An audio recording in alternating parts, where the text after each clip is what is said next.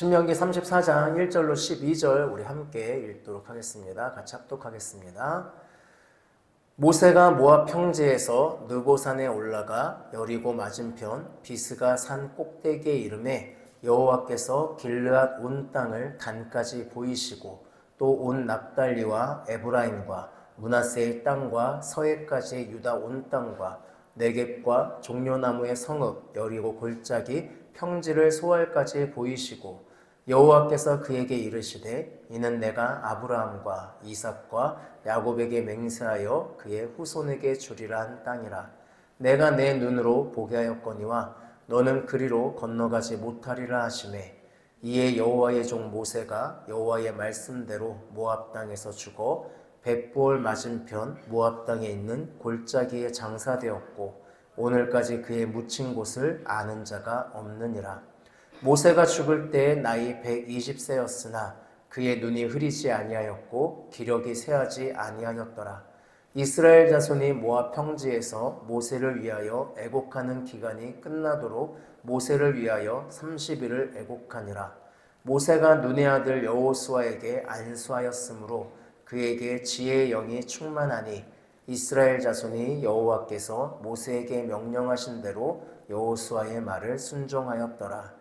그 후에는 이스라엘에 모세와 같은 선지자가 일어나지 못하였나니 모세는 여호와께서 대면하여 아시던 자요 여호와께서 그를 애굽 땅에 보내사 바로와 그의 모든 신하와 그의 온 땅의 모든 이적과 기사와 모든 큰 권능과 위엄을 행하시게 하심에 온 이스라엘의 목전에서 그것을 행한 자이더라. 아멘. 네, 오늘 성경을 보면 모세는 느보산에 올라갔다라고 이야기합니다. 느보산은 요단강을 건너기 전에 있는 산입니다. 가장 높은 봉우리는 북한산 정도 되는데 모세가 올라갔다고 알려져 있는 비스가산 봉우리는 그보다 낮은 곳으로 알려져 있습니다. 산 정상에서 세상을 바라보는 모세의 마음은 어떠했을까요? 여러분 산 정상을 올라가 보신 적 있으신가요? 산 정상에서 세상을 바라볼 때 어떤 마음이 드십니까? 저는 산을 꽤 많이는 아니어도 그래도 한 12군데 정도의 산을 올라가 봤는데 가장 기억에 나는 산 정상은 백두산하고 태백산입니다. 백두산에서는 저희가 올라갔을 때 그날 흐렸다가 하나님의 은혜로 저희가 천지에 올라갔을 때 맑아졌어요. 하늘이 구름 한 점 없이 정말 구름은 좀 있었네요. 맑아졌어요. 그래서 천지가 왜 천지인지를 보이더라고요. 그 물에 하늘이 그냥 이렇게 비치는 거예요. 정말 그래서 이래서 천지구나, 하늘과 땅이 만나는구나 라는 그 느낌이 들더라고요. 그래서 그때 그 풍경을 잊을 수 없고 또 태백산은 제가 겨울에 올라갔는데 그 설경을 잊을 수가 없습니다. 정말 아름다웠던 것 같아요. 그리고 그 설경 속에서 세상을 바라보면서 세상이 참 작다라는 생각을 했어요. 그러면서 내가 왜 사람들이 20층이나 30층 되는 그 큰 아파트들이 저렇게 작아 보이는데 저기 살려고 그렇게 아둥바둥하고 경쟁하면서 질투하면서 살았을까? 이런 생각이 들기도 했습니다. 그러니까 산 정상에 올라가면 정말 세상을 바라보면서 이런저런 생각들이 듭니다. 그래서 사람들이 그렇게 산을 타나 봐요. 산 위에 올라가서 아무 생각 없이 세상을 바라보는 사람은 좀 드문 것 같습니다. 그냥 산 위에서 세상을 바라보면서 그 아름다움에 감탄을 하든 아니면 내 삶을 돌아보든 무언가를 느끼는 것 같습니다. 모세도 그렇습니다. 그는 느보산 꼭대기에서 세상을 바라봅니다. 아니 정확히는 바라본 것이 아니라 하나님이 보여주셨어요. 신명기 4장 1절 후반부에서 3절까지 하나님이 모세에게 보여주는 풍경들을 보여주고 있습니다. 여호와께서 길르앗 온 땅을 단까지 보이시고 또 온 납달리와 에브라임과 므낫세의 땅과 서해까지 유다 온 땅과 네겝과 종려나무의 성읍 여리고 골짜기 평지를 소알까지 보이시고 하나님은 왜 이 땅을 보여주셨을까요? 그 이유가 4절에서 나옵니다. 그 땅은 아브라함, 이삭, 야곱에게 약속한 땅입니다. 하나님이 모세와 이스라엘에게 약속한 땅입니다. 그 약속을 위해서 이집트에 들어갔고 파로와 대결을 했고 이스라엘 백성을 데리고 나왔습니다. 불평과 불만이 가득한 이스라엘 백성을 어르고 달래고 하면서 40년 동안 광야에서 함께하며 달려왔습니다. 오직 하나님이 보여주신 그 땅을 생각하고 그거 하나만 바라보면서 지금까지 달려왔습니다. 마치 내 집 장만이 꾸민 사람이 열심히 집을 사려고 돈을 모으는 것처럼, 그것을 위해서 열심히 일한 것처럼 그렇게 달려왔습니다. 어느 날 모델하우스를 갑니다. 모델하우스를 갔더니 자신이 꿈에 그리던 그 집 모양이 거기에서 보이는 거예요. 마침 내가 그동안 일했던 걸로 살 수 있는 상황입니다. 조금만 더 일하면 잔금을 치르는 날까지 충분히 가능하다는 판단이 섭니다. 그럼 일할 맛이 좀 나지 않을까요?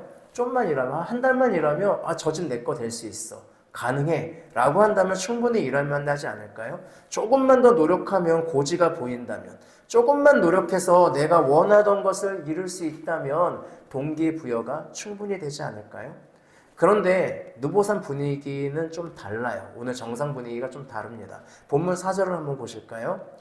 여호와께서 그에게 이르시되 이는 내가 아브라함과 이삭과 야곱에게 맹세하여 그의 후손에게 주리라 한 땅이라.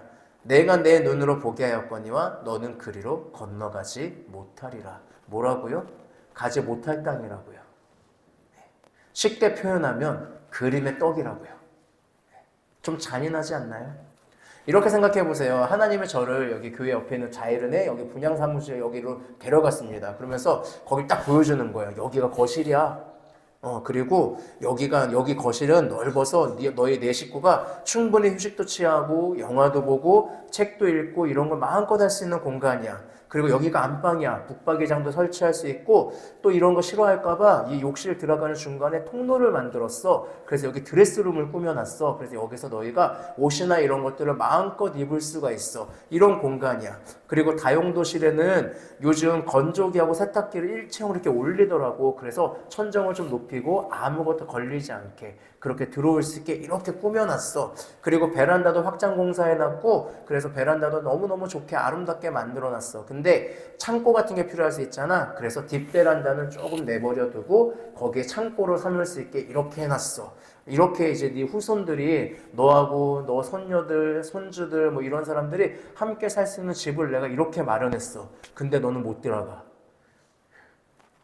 네 아내는 들어갈 건데 네 아들들은 들어갈 건데 너는 못 들어가 라고 한다면 기분이 어떨까요? 짜증이 좀 올라오지 않을까요? 심지어 이 집이 완성되어 있어요. 지금 옆에처럼 공사 중이 아니라 완성되어 있다고요. 그냥 내가 초인종만 한번 띵동 누르면은 들어갈 수 있는 곳이에요. 그런데 하나님이 이야기하는 거예요. 저 아파트 현관문을 너는 넘지 못할 거야. 얼마나 짜증이 날까요? 얼마나 화가 날까요? 너 지금까지 고생한 거 알아. 열심히 일한 거 알아. 돈 모은 거 알아. 적금 열심히 부었지? 다 알고 있어. 근데 너는 못 들어가. 지금 이게 하나님의 얘기예요. 느보산에서 모세에게 하는. 얼마나 화가 날까요? 모세가 그런 마음이었을 것 같아요. 느보산 정상에서요, 가나안 땅이 모두 보여요. 요단강 건너편에 있는 약속의 땅을 바라보고 있어요.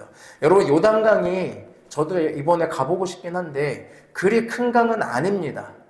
평균 너비는 약 30m라고 하는데 여름에는 강물량이 감소하면서 강폭이 좁아지면서 한 2, 3m 정도 된대요.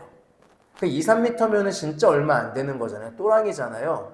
그냥 마음만 먹으면 또 구간에 따라서 그냥 한 발목까지밖에 안 오거나 한 무릎까지밖에 안 오는 강도 생긴대요.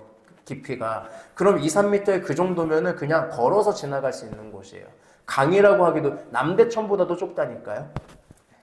그런 강이에요, 요단강이. 여러분, 요단강 뭐 한강 막 이렇게 생각하시면 안 돼요. 한강은 굉장히 큰 강입니다. 그냥 그런 강인 거예요. 근데 그 강을 못 건너게 하신다고요. 모세가 늙어서 쇠약해져서 라고 하기에는 이미 해발 700m가 넘는 산 정상을 올라간 사람이잖아요. 그러면 2m, 3m 되는 요단강 건너는 건 일도 아니죠.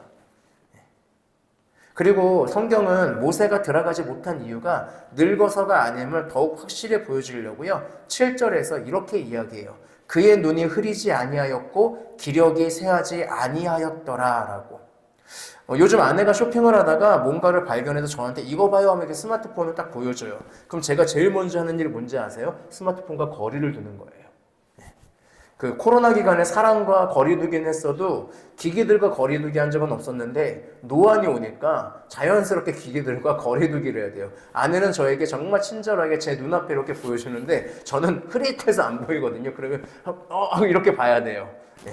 그러니까 노안이 와서 약간 제가 원래 눈이 좋은 편인데 약간 노안이 와서 조금 서러움이 느껴지더라고요.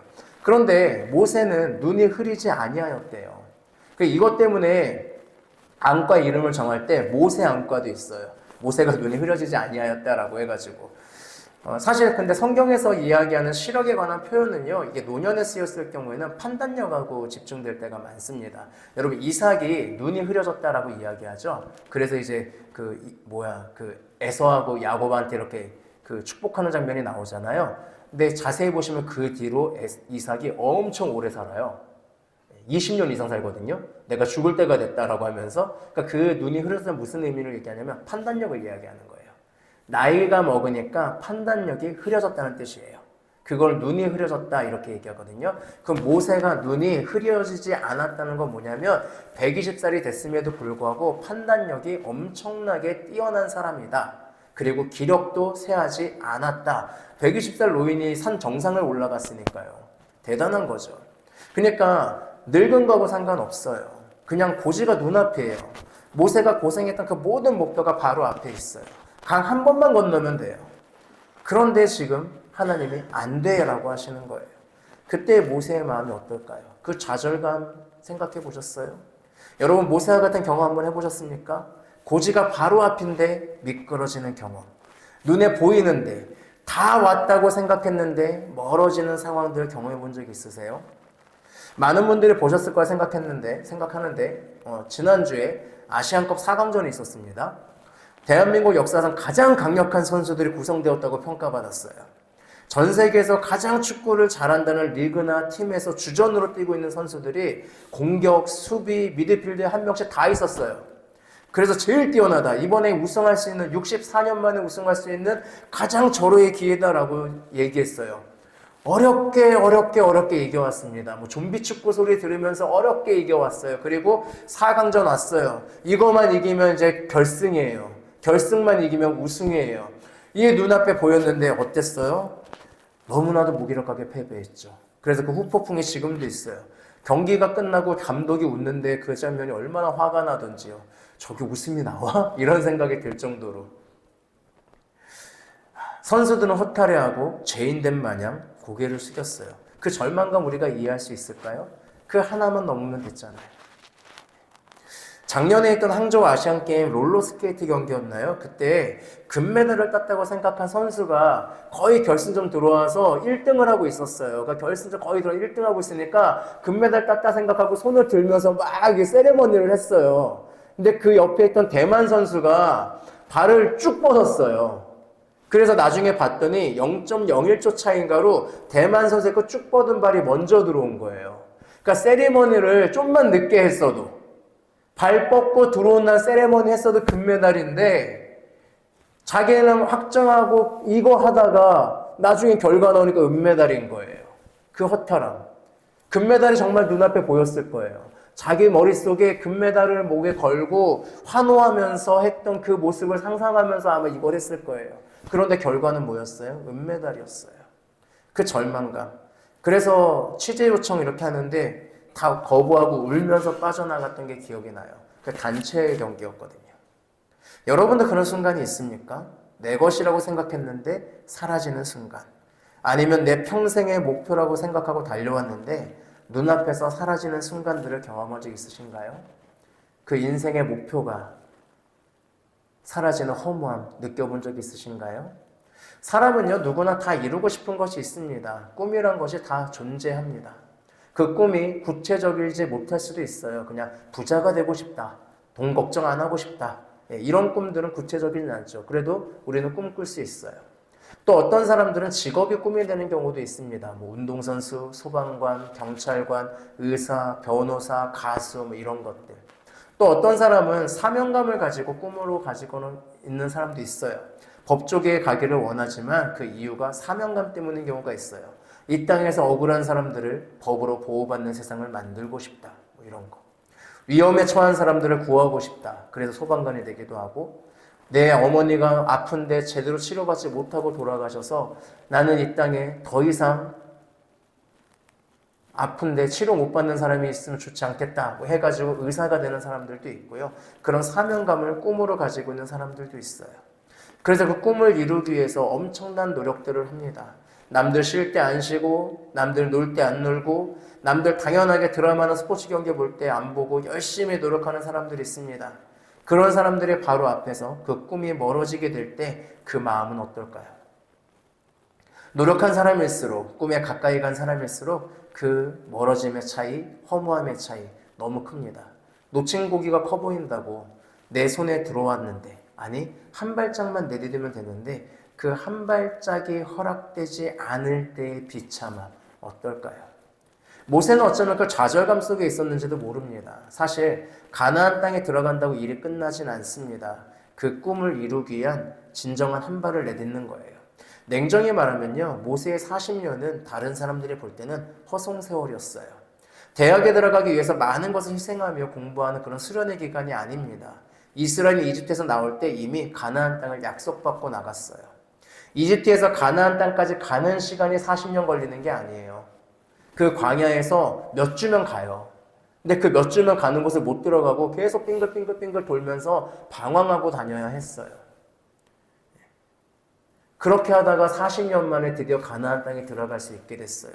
모세의 힘은요, 여기서 더욱더 필요해요. 모세의 그 위대한 지도력은 이 가나안 땅에서 더욱더 필요하다고요. 왜? 이제 전쟁을 해야 되니까요.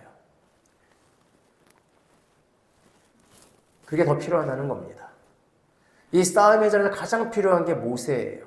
이스라엘 사람들은요, 이미 광야에서 모세가 전쟁에 참여하지는 않아도 그가 이스라엘 위해서 기도할 때 손을 들면 전쟁에서 승리하고, 손이 힘들어서 점점 내려가면 전쟁에서 지는 경험을 했어요. 그래서 두 사람이 모세의 손이 내려가지 않게 이렇게 받쳐주잖아요. 그러니까 모세는 전쟁에서 승리도 하게 할 수 있는 그런 사람이에요. 그 정도로 대단한 사람이에요. 그러니까 모세의 존재는 어디에 제일 필요하냐? 가나안 땅에 들어가서 어쩌면 제일 필요한 사람이에요. 그런데 그 모세가 40년간 꿈꾸던 것을 진짜 이룰 수 있는 그 시작점에 들어가지도 못한 채 자신의 삶을 마감해야 돼요. 그런데 이 시점에서 저는 이상한 것을 하나 발견했습니다. 바로 모세의 반응이에요. 여러분, 모세라면 하나님의 이 말씀에, 여러분이 모세라면 하나님이 이렇게 이야기할 때 그냥 가만히 넘어갈 수 있겠어요? 못 가? 그래요. 못 가나 봐요. 이렇게 할 수 있겠어요? 모세가 워낙 하나님을 잘 따르는 사람이라 그렇게 했을까요? 근데 모세는 그런 사람이 아닙니다. 사실 그는요, MZ세대의 원형이에요. 어떤 노가수의 유행어인 너 이름이 뭐니?의 유행어의 주인공이 바로 모세입니다. 모세는 감히 하나님에게 너 이름이 뭐니? 라고 물어본 사람이에요. 출애굽기 3장 13절에서 모세가 이렇게 얘기해요. 그들이 내게 묻기를 그의 이름이 무엇이냐 하리니 내가 무엇이라고 그들에게 말하리까?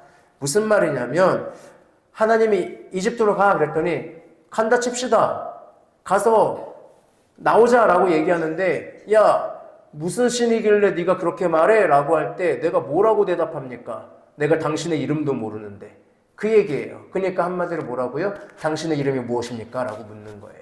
그래서 하나님이 유명한 얘기를 하시잖아요. 나는 스스로 있는 자다. 그게 야훼라는 그 뜻을 갖게 되거든요.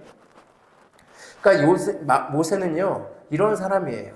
이후에도 이집트로 가라고 하는 하나님의 말씀을 열심히 듣지 않고 어떻게 하든 가지 않으려는 모세의 삐딱함이 출애굽기 3장과 4장에 계속 나와요.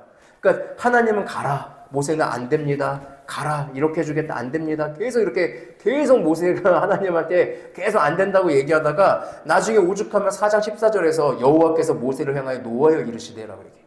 그러니까 하나님이 좋게 말하는데 너무 말을 안 듣는 거예요. 그러니까 하나님은 화를 내셨다고요. 마치 제가 자녀에게 화를 내듯이 아무리 말해도 안 들으니까 화를 내듯이 하나님이 그렇게 하셨다고요. 얼마나 삐딱선을 탔으면. 그러니까 모세는요, 주먹을 부르는 사람이에요.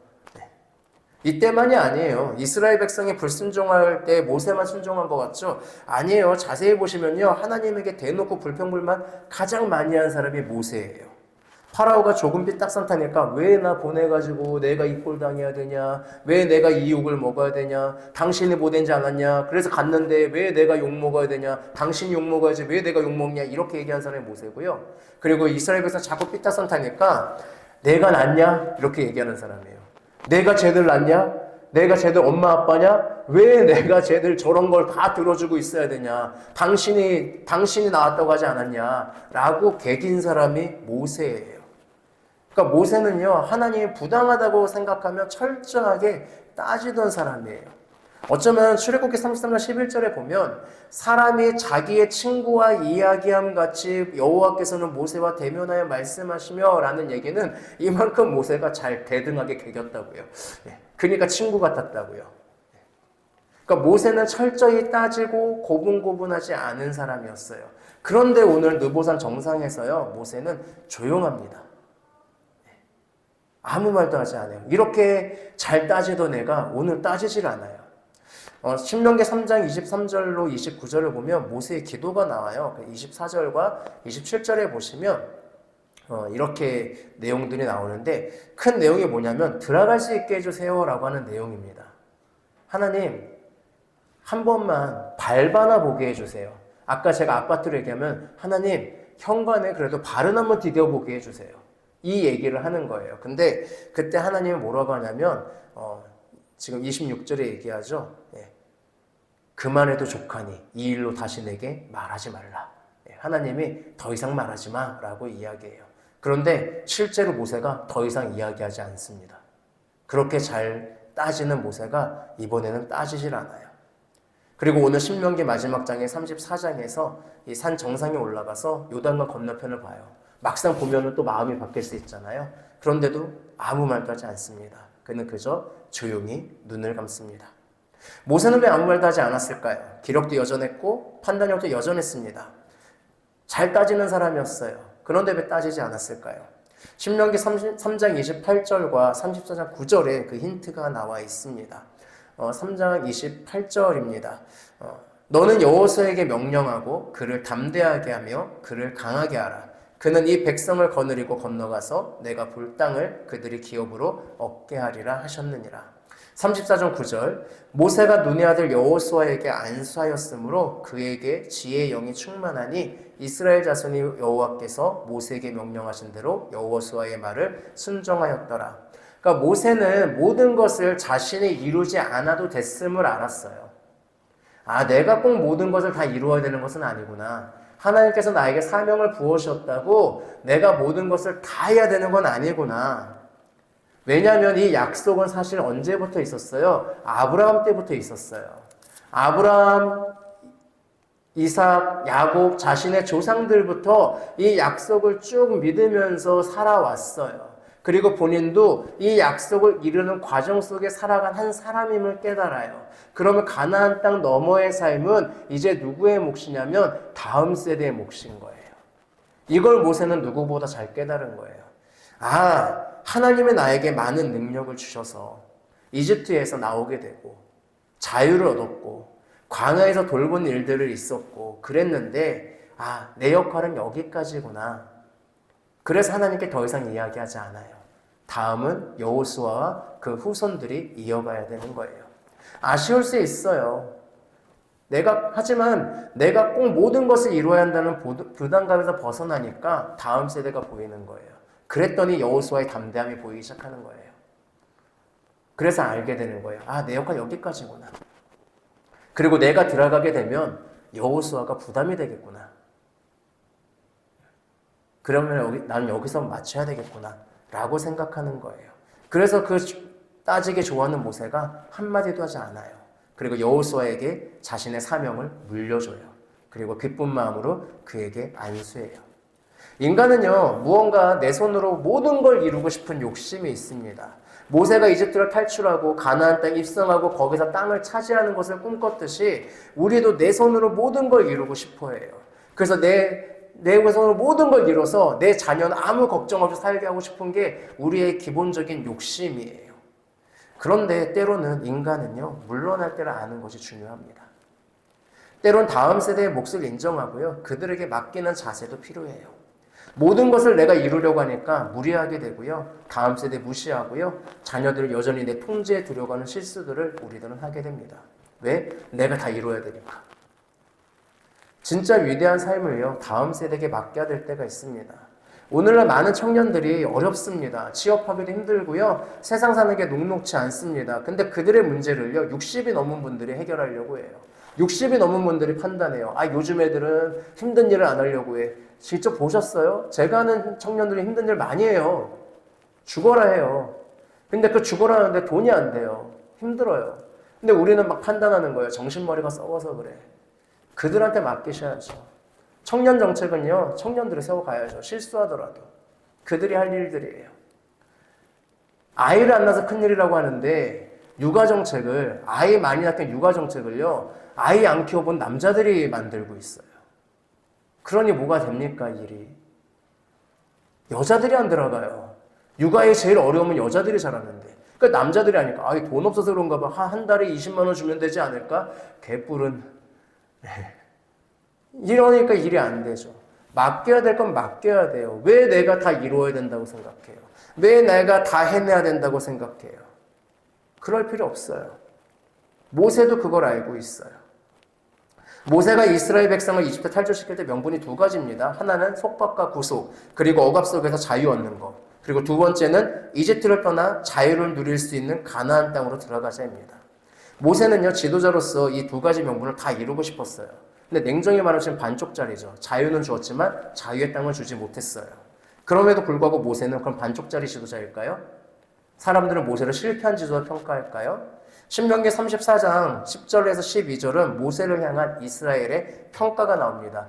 일종의 묘비문이라고 보고 있거든요. 모세의 묘비문이라고 보고 있는데 그 내용을 우리가 한번 같이 읽어볼까요? 같이 읽어보겠습니다. 시작. 그 후에는 이스라엘에 모세와 같은 선지자가 일어나지 못하였나니 모세는 여호와께서 대면하여 아시던 자요 여호와께서 그를 애굽 땅에 보내사 바로와 그의 모든 신하와 그의 온 땅의 모든 이적과 기사와 모든 큰 권능과 위엄을 행하게 하심에 온 이스라엘의 목전에서 그것을 행한 자이더라. 이게 실패한 사람의 묘비명으로 보이세요? 성공한 사람은 보이지 않습니까? 새해를 맞이해서 여러분 한번 묻고 싶습니다. 여러분은 무엇을 이루고 싶으십니까? 과연 우리 삶 가운데 내가 원하는 혹은 하나님이 보여주신 모든 것을 이룰 수 있을까요? 그건 알 수 없습니다. 내가 무언가를 완전히 이루겠다는 마음 버리시기 바랍니다. 눈에 보이는 무언가를 남기겠다는 마음 버리시기 바랍니다. 그런 생각과 마음은요, 욕심을 가져옵니다. 우리에게 때는 중요한 건 뭐냐면 물러날 때를 아는 거예요.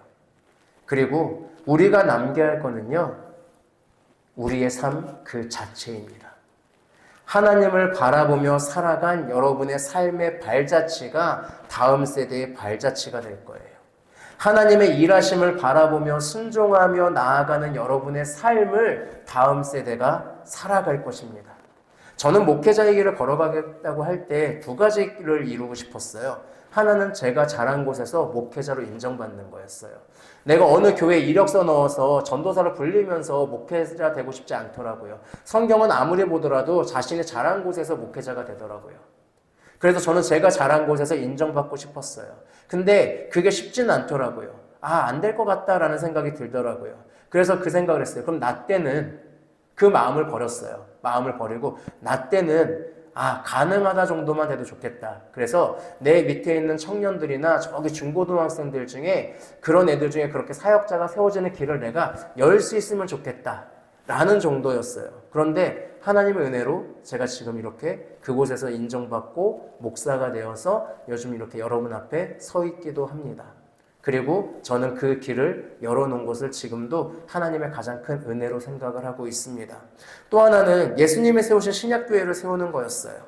신약 성경을 읽으면서 신약교회의 모습이 어땠는지 살펴보고 교회사를 읽으면서 초대교회의 모습이 어땠는지 보고 또 저와 비슷한 생각 가진 사람들의 서적을 보면서 나름 큰 방향을 잡긴 했어요. 그런데 기존의 시스템에 갇힌 교회의 모습에서 그렇게 나아가는 게 쉽지 않음을 느낍니다. 제가 아무리 추구한다고 해도 아마 완벽하게 이루지 못할 거예요. 왜냐하면 저와 비슷한 생각 가진 사람들도 이걸 못 버려요. 이 위에 강대상을요. 초대교회는 이런 강대상이 없었거든요. 그러니까 성도들과의 거리가 좁혀져 있었단 말이에요. 근데 이런 것들이 여전히 저도 이런 시스템 속에 살아가는 사람이기 때문에 완전히 이루어지지는 못해요. 제가 신약교회를 완전하게 이루겠다? 불가능합니다. 저는 실패할 겁니다. 그 부분에서는. 하지만 하나님은 실패하지 않습니다. 저를 이어서 저와 같은 생각을 가진 사람들이 점점 늘어나면서 그 예수님을 세우는 신약교회의 모습을 하나하나 세워갈 것을 저는 믿습니다. 모세가 느보산의 가나안 땅을 바라보았듯이 저는 언제나 기도하면서 하나님의 세우신 신약교회의 모습을 바라보고 있습니다. 제가 이루지 못하더라도 저는 그 길을 향해서 광야처럼 나아갈지라도 그 가나안 땅에 들어갈 다음 세대들이 분명하게 존재할 것을 저는 믿고 있습니다. 그 발자취를 이어갈 사람이 있음을 믿습니다. 여러분 마찬가지입니다. 여러분이 삶에서 내가 모든 것을 이루고 내 자녀에게 물려줘야 되겠다. 그 마음을 버리세요. 여러분 자녀의 삶은 여러분의 자녀의 삶입니다. 그리고 여러분의 자녀는요, 여러분의 삶을 보고 있어요. 여러분의 삶이 올바르다면, 여러분의 삶이 똑바르다면, 여러분의 삶이 하나님을 향해서 온전히 나아가고 있다면 자녀가 이야기할 거예요. 난 아빠처럼 살 거야. 난 엄마처럼 살 거야. 내가 세상에 제일 존경하는 사람은 엄마야. 내가 세상에 제일 존경하는 사람은 아빠야. 사람들이 이순신 장군 얘기하는데 나는 엄마가 제일 존경스러워. 나는 아빠가 제일 존경스러워. 나는 아빠의 하나님, 엄마의 하나님을 믿어. 이게 우리가 남길 수 있는 가장 좋은 유산들이에요. 여러분 무엇을 남기시려고 하세요? 돈을 남겨주고 싶으세요? 집을 남겨주고 싶으세요? 아니에요. 그건 다음 세대가 알아서 할 부분들이에요. 그들은 그들의 삶을 살아갈 겁니다. 우리는 우리의 삶과 신앙을 남겨주셔야 돼요. 모세가 남겨주었듯이 우리도 그것을 남겨주셔야 됩니다. 생각해보면 예수님께서 그러셨어요. 이 땅에서 십자가에 매달아 죽으셨죠. 그렇게 예수님의 사역은 실패로 끝나는 걸로 보였습니다. 하지만 3일 만에 부활하셨고 또 예수님은 부활한 후에 다시 사역 시작하지 않았어요. 자, 나 부활했다. 이제 제대로 한번 해볼게. 이렇게 하지 않으셨어요. 자신의 사역을 누구한테 물려줬어요? 제자들에게 물려줬어요. 12명의 제자들. 그리고 그 12명의 제자들이 지금 어떻게 했습니까? 이렇게 세계를 움직여놨잖아요. 다음 세대의 몫이 있는 거예요. 내가 다 이룰 필요 없어요. 예수님의 능력이 없었나요? 그렇지 않잖아요. 능력이 있으셨잖아요. 그럼에도 불구하고 다음 세대에게 맡기셨잖아요. 여러분도 맡기세요. 그리고 여러분들의 삶을 살아가세요. 뭐 꿈을 포기해라 이런 의미가 아닙니다. 그냥 살아가세요. 최선을 다해서 살아가세요. 내 안에서 이루어지는 것들이 있으면 좋고요. 또 이루지 못한 것들이 있다면 그것들을 이어갈 다음 세대가 우리는 기다리고 있습니다. 그렇게 해야 우리가 다음 세대와 함께 하나를 만들어갈 수 있죠. 내가 다 이루려고 하니까 네가 뭘 알아 이러니까 자꾸 분열이 일어나죠. 이해 못한다고 얘기하죠. 꼰대 소리 듣는 거죠. 모세는 꼰대가 아니었습니다. 여러분도 그 삶을 살아가셨으면 좋겠습니다. 실패한 것처럼 보일 수 있습니다. 내 삶이 미진한 것처럼 느껴질 수 있습니다. 하지만 실패한 거 아닙니다. 여러분은 분명한 발자취를 남기고 있습니다. 그리고 다음 세대가 그 발자취를 따라갈 것입니다. 그렇게 우리는 하나님 나라를 향해서 나아갈 겁니다. 우리의 삶이 결코 헛되게 하지 않으시는 분이 바로 하나님이십니다. 그래서 하나님은 오늘도 내일도 앞으로도 일하시고 발자취를 남겨주실 것입니다. 우리도 그 발자취를 따라갔으면 좋겠습니다. 그 발자취가 다음 세대에게 하나님을 향한 방향을 알려줄 것입니다.